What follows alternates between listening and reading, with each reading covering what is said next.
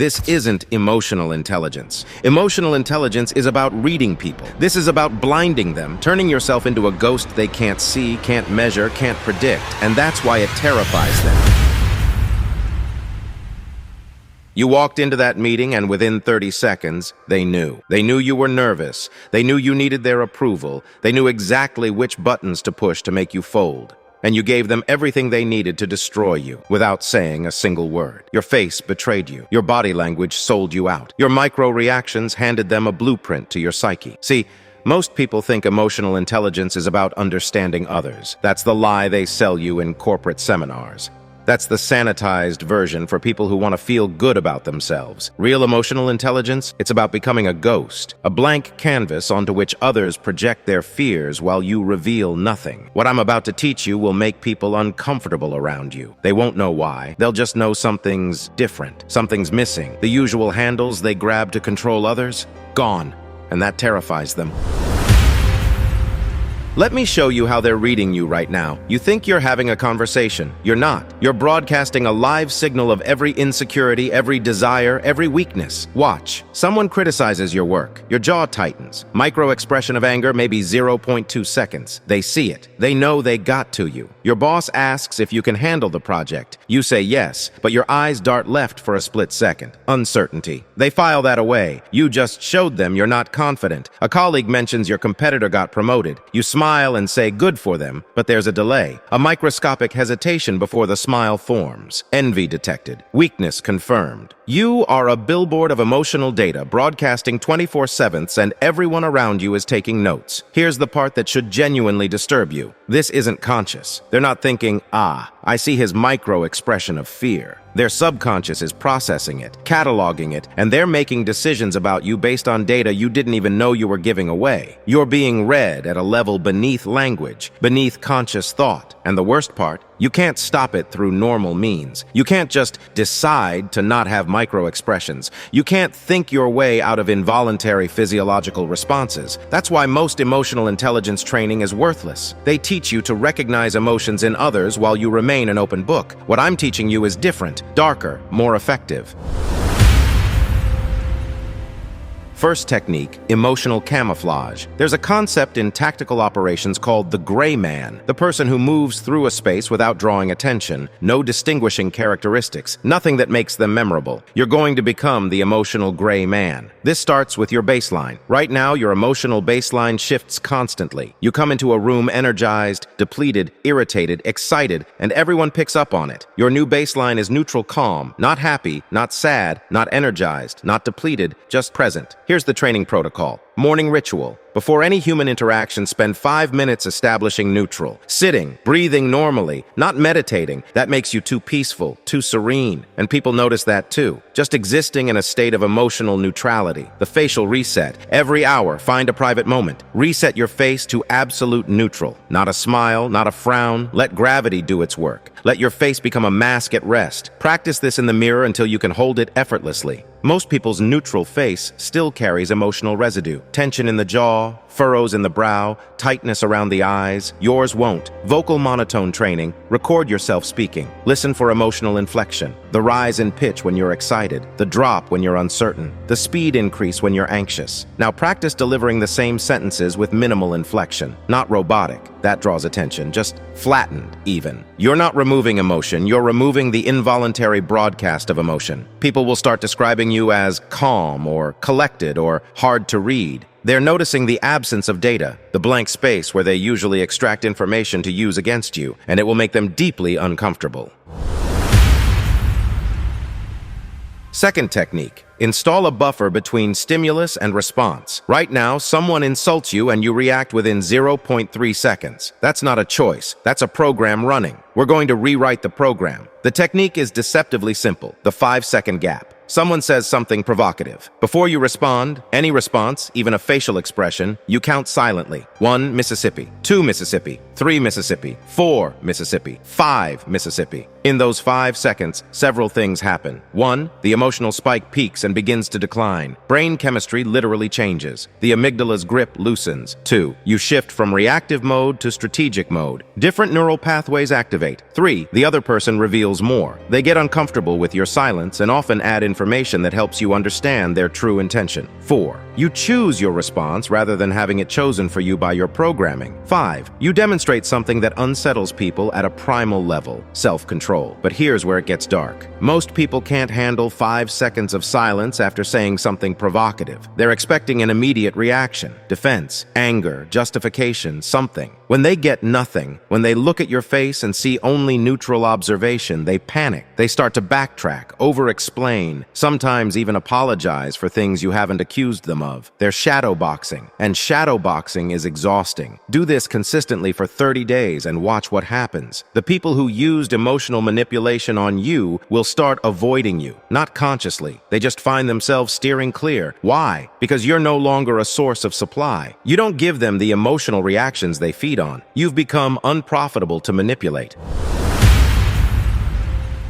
Third technique, map and secure your triggers. Here's what separates amateurs from masters. Amateurs try to hide their emotional reactions. Masters eliminate the reactions at the source. You need to know what makes you react. I mean, really know. Clinical precision. Get a document. Title it Access Points, because that's what these are. The access points people use to hack into your emotional operating system. For 2 weeks, every time you feel a strong emotional reaction, document the exact trigger, the physiological response, increased heart rate, jaw clench, stomach drop, the thought that accompanied it, the historical origin, where did this trigger come from? You'll start seeing patterns. Maybe every time someone questions your competence, you feel a flash of rage. Maybe every time you're excluded from a decision, you feel anxiety. These are your vulnerabilities, your pressure points. Now comes the dark part. For each trigger, you're going to deliberately expose yourself to it until it loses power. This is systematic desensitization, but you're doing it covertly, strategically. Someone always comments on your appearance? Start wearing things that invite comments. Train yourself to feel nothing when they come. Someone always questions your judgment? Start making small decisions without consulting them. Feel the anxiety, sit with it, let it dissolve. You're essentially building calluses on your emotional triggers. The first few exposures hurt, then they sting, then you feel them, then eventually, nothing. This is what emotional immunity looks like. And when someone tries to pull a trigger that no longer exists, when they push a button that's been disconnected, the look on their face is instructive. They realize their weapon doesn't work anymore, and they have no idea why.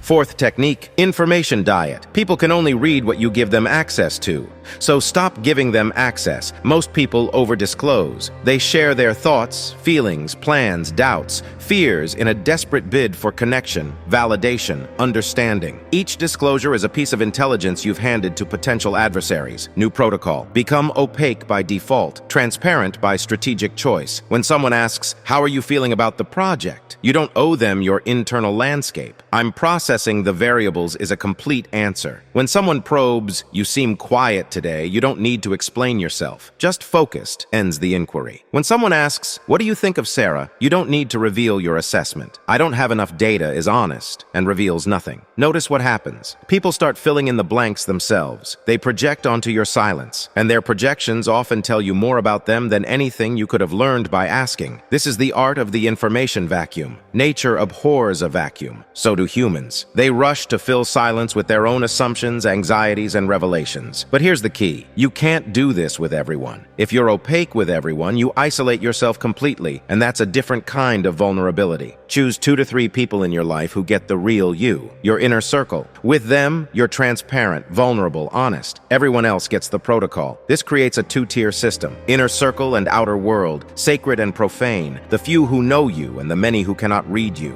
And the many, they sense something's different. They sense there's more beneath the surface, but they can't access it. That inaccessibility becomes its own form of power.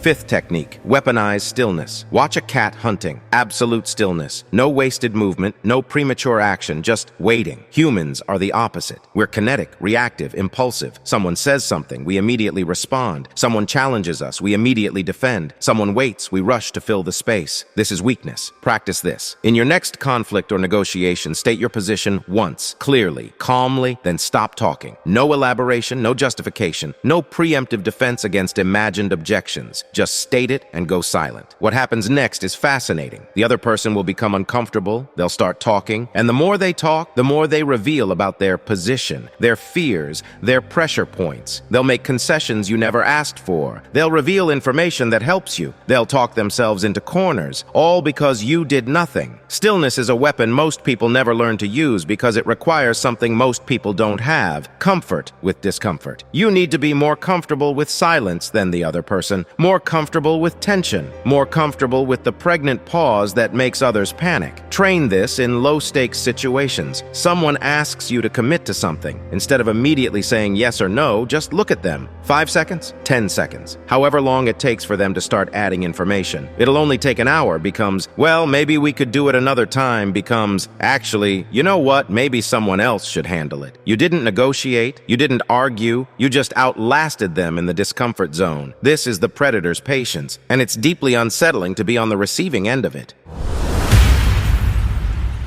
Here's what they don't tell you about becoming unreadable. You will lose people. Not everyone, but some. The ones who related to you through emotional drama will drift away. The ones who needed your reactions to feel validated will find new sources. The ones who bonded with you over shared anxiety will lose that connection point. Let them go. What you're building is something more valuable than surface-level connections maintained through emotional availability. You're building sovereignty, the sovereignty to choose what you feel, when you feel it, and who gets access to it. Most people are emotional pinballs, bouncing between reactions triggered by external forces. You're becoming something different, something that moves through the world with intention rather than reaction. And yes, this will make people uncomfortable. They'll say you've changed, that you're different, that they can't read you like they used to. They're right. You have changed. You are different, and they can't read you anymore. That's not a bug, that's the feature. Because when people can't read you, they can't easily manipulate you. They can't push your buttons. They can't play you like an instrument. You become a mystery. And mysteries command respect in a way that open books never do. This training isn't for everyone. It requires discipline most people don't have. It requires sitting with discomfort while others squirm. It requires accepting that some relationships were only sustained by your emotional availability, and when you withdraw that, they dissolve. But if you're still watching, if this resonates with something in you, then you already know. You're tired of being read, tired of being manipulated, tired of broadcasting your internal world to people who use that information against you. You're ready to close the book, to become unreadable, to operate from a position of emotional sovereignty that most people never achieve. Start with the 5-second gap. That's your entry point. Everything else builds from there. Next video, I'm covering the advanced material. How to read others with surgical precision while remaining a closed system yourself. The psychological blind spots people can't help but reveal, and the specific techniques that make you magnetic precisely because you're unreadable. But that content isn't for everyone. If you understood what I taught you today, you'll be ready for what comes next. Until then, practice becoming a ghost. They can't read what isn't there.